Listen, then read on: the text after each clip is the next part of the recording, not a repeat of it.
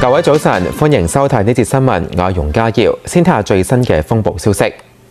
8號東北烈風或暴風信號生效，天文台將會喺下晝12點40分改發3號強風信號。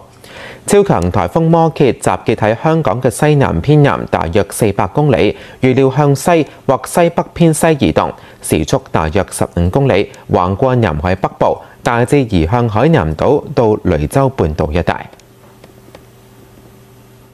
過去數小時咧，摩羯採取一個較為偏西嘅路徑移動啦。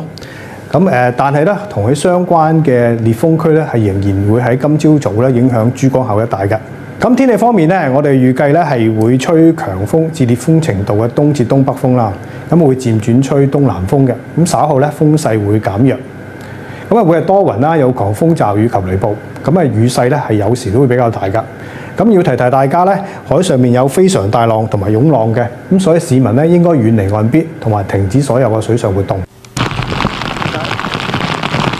而杏花村清晨雨勢有時都仍然幾大，海面不斷有湧浪，強風亦都吹到樹不停搖擺。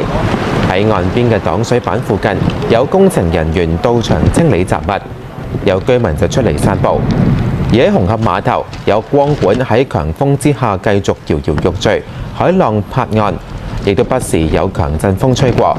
有市民到場感受風力，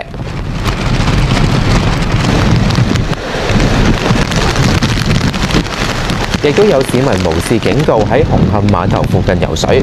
天文台話海有非常大浪同湧浪，呼籲市民遠離岸邊同停止所有水上活動。